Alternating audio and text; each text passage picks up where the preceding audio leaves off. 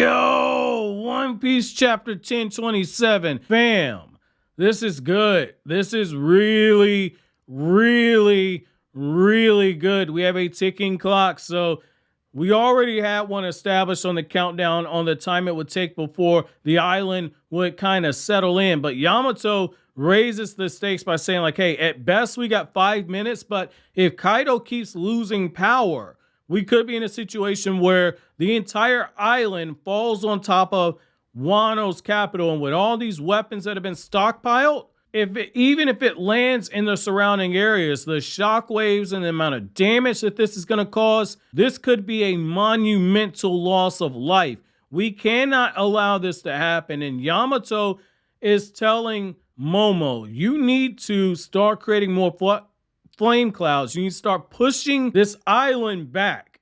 These are your people, right? Save them. Don't worry about what you can't do.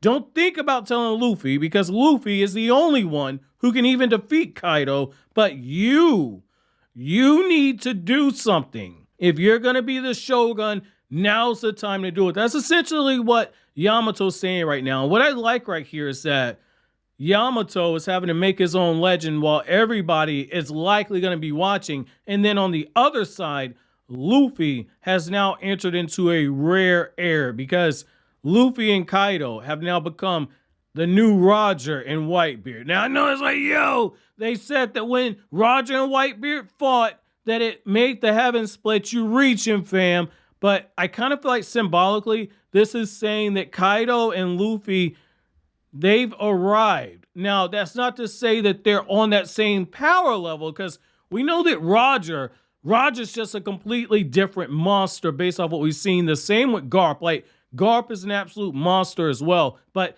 now we're in a situation where we're starting to see Luffy is arriving. I like this right here. I like that. And I like how, you know, after we get the exposition, we see as Luffy and Kaidou are staring each other down. And I like how in that moment, Yamato realizes that there's a gap, because she grabs her face and she realizes that she's bleeding, and the block that she thought was successful, it wasn't successful at all. And that's when Luffy tells Yamato, hey, you need to go help out Momo. He ain't had his balls drop yet. Like, he's supposed to be a grown-ass man, but this dude ain't went through puberty yet. He's a coward.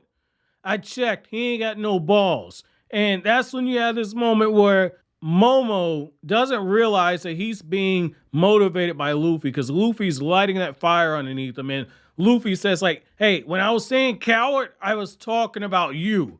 And when Momo tries to make the excuse of, well, people don't change their nature in a matter of minutes, the way that Yamato gets on him and says, you're going to be okay, what Yamato's trying to tell him is something that Luffy already knows. Luffy's calling him a coward, but it's more so like on how a big brother might tell a little brother in a joking way that you ain't shit. Luffy understands that underneath the little pervert that Momo is, underneath the little crybaby that Momo is, underneath this coward that he's acting like right now, underneath all of that is the heart of a hero. There's no need to change in a matter of minutes when what Luffy's pushing you to become is already inside of you. Luffy sees inside of you what you don't see inside of yourself. And I like how Luffy and Yamato both are the ones that are pushing him, because these are two people where they've understood that the path walking forward is not going to be easy. It's going to be scary, but in order to get where they need to get to, they need Momo. And I like that. That's a very mature take. And I like how you have this moment where Kaidou's chasing after them. And Kaidou's like, yo, Momo, Yamato, where do you think you're going? You got Luffy. Luffy's strangling Kaidou like, yo, Yamato, this one's mine. And I like how Yamato's got that look, right? Yamato looking over at Luffy. She gave him that look and a smile. She's like, yo, I know you want Kaidou to yourself, right? Don't even worry about him. Luffy's smiling that shit-eating grin like, yeah, this one's mine right here. And I like how Yamato is teaching Momo how to truly tap into his power, how to start creating the clouds that are needed for him to start walking on the sky. And Yamato, now that she's gotten some distance from Kaidou, she understands Kaidou's power is weakening. They have a true shot right now. And that's the whole reason why she's telling Momo they can't alert Luffy to the truth, because Luffy is ready for round 2. Kaidou, on the other hand, it's really like he's got a battle on 2 fronts, because he's had to fight against Luffy and then fight against Yamato, all while moving this entire island. So he's burning the candle on multiple ends, and it's giving Luffy the opportunity, because Luffy is proving to be a stronger fighter than anything that this man was able to even anticipate. So I like that you're seeing that, in a way, Kaidou's downfall is going to be in the fact that he was arrogant enough to think that nobody would be able to oppose him, and his power is likely going to begin to start running out. And I like the next spot where it transitions over to Zoro, and he's fighting against King. And when Zoro begins blocking the attacks from King and Zoro gets sent flying all across the space, he lands into Frankie, and Zoro's like, man, this is a tough son of a bitch. I expected something like this, but yo, it is what it is. I'm getting back up. I'm about to fuck this man up, because I know that I'm starting to get after him. And Zoro is watching as King and Queen are fighting. Queen saying, you almost sliced my ass.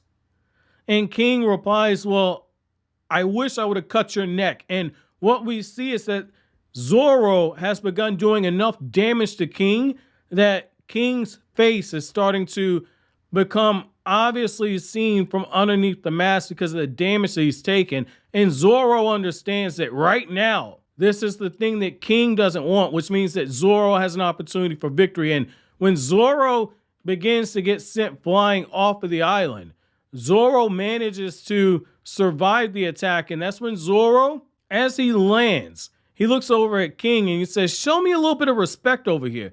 Let me die by a sword. And when you see that Zoro has cracked even more of King's mask, I like how King says, I'd ask you to show me the same respect. I like this right here, because this is showing that even though Zoro's being pushed to his limits right now, in this very moment, he's starting to win the psychological edge when it comes to the battle. And I like how this is a battle on multiple fronts, the same way that there's a battle on multiple levels inside the actual castle itself. So this is really good right here. I like what we're seeing. So what I want to know from you guys is, how close do you think Luffy and Kaidou are to catching up to Roger and Whitebeard? Let me know down in the comment section below. So always, guys, if you like anything I had to say, don't forget to comment, rate, subscribe, and share. Thank you so much for watching to the end. Have an awesome day, guys.